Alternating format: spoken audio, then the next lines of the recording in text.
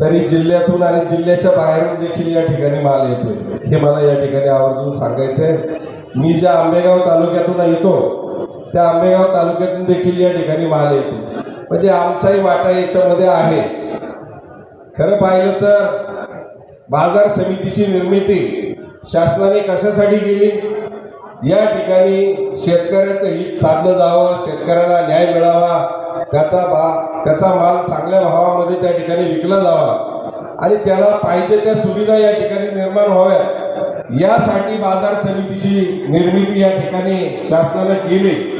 परंतु या ठिकाणी भलतंच पाहायला मिळतंय, या ठिकाणी काही लोकांची मक्तेदारी आपल्याला पाहायला मिळते आणि बाजार समितीच्या माध्यमातून आमच्या शेतकऱ्याच्या मालातनं जो काही कर रूपानं मार्केट सेलच्या रूपानं जो पैसा यांच्याकडे जमा होतोय, या पैशातून स्वतःची घरं भरण्याचं काम या ठिकाणी या बाजार समितीच्या माध्यमातून या प्रस्थापित लोकांचं सुरू आहे। मगाशी ताईंनी आमच्या आंबेगाव तालुक्यातल्या वेस्टर्न हिलचा उल्लेख केला।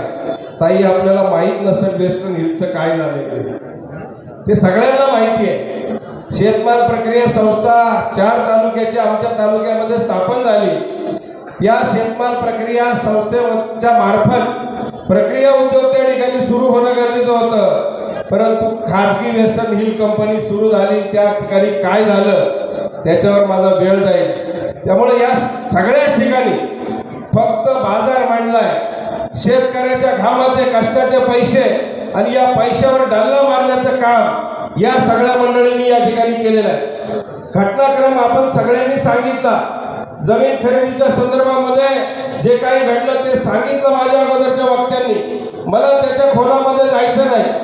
पणन विभाग असेल, सहकार विभाग असेल, या विभागाकडे आपण या विरोधात असणाऱ्या संचालक मंडळांनी पाठपुरावा करावा। तुम्ही देखील शेतकऱ्यांचे प्रतिनिधी म्हणून त्या ठिकाणी काम करत आहात आणि त्या ठिकाणी यांचे जर राजकीय हात लईच लांब असतील, त्या ठिकाणी जर शेतकऱ्यांना न्याय मिळाला नाही तर मग मात्र कोर्टाचा दरवाजा आपल्याला त्या ठिकाणी खुला आहे असं मला त्या ठिकाणी वाटतं। आणि स्वाभिमानी शेतकरी संघटना या लढ्यामध्ये शेतकऱ्यांच्या बाजूनं आम्ही कुठल्याही राजकीय पक्षाशी संलग्न नाही, फक्त शेतकऱ्याच्या हितासाठी आम्ही सगळी मंडळी आपल्या बरोबर त्या ठिकाणी नेटानं लढा देऊ आणि जिथं जिथं आमची गरज लागेल त्या ठिकाणी आम्ही तुमच्या पाठीशी आहोत।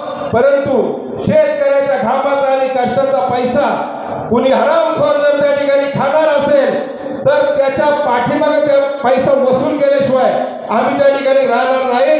ही तुमच्या बापाची जागीर नाही, बाजार समिती शेतकऱ्यांची आहे हे लक्षात ठेवा।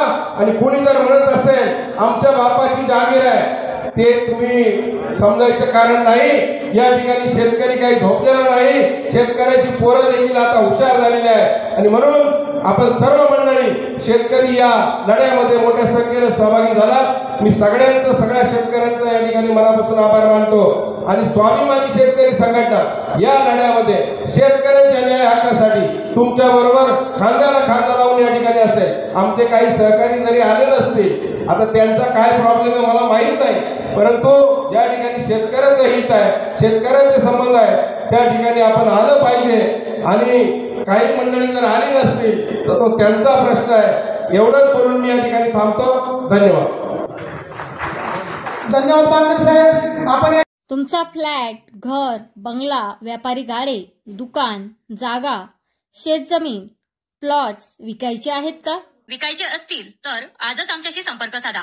स्थावर मालमत्ता खरेदी विक्रीसाठी आंबेगाव तालुक्यातील विश्वसनीय नाव म्हणजे सीता प्रॉपर्टीज। आमची वैशिष्ट्ये: जलद व्यवहार, तुमच्या प्रॉपर्टीजची योग्य किंमत, मालक व ग्राहक यांच्यात समोरासमोर पारदर्शक व्यवहार। आमचा संपर्क 79 72 82 24 33 व 80 10 25 09 54।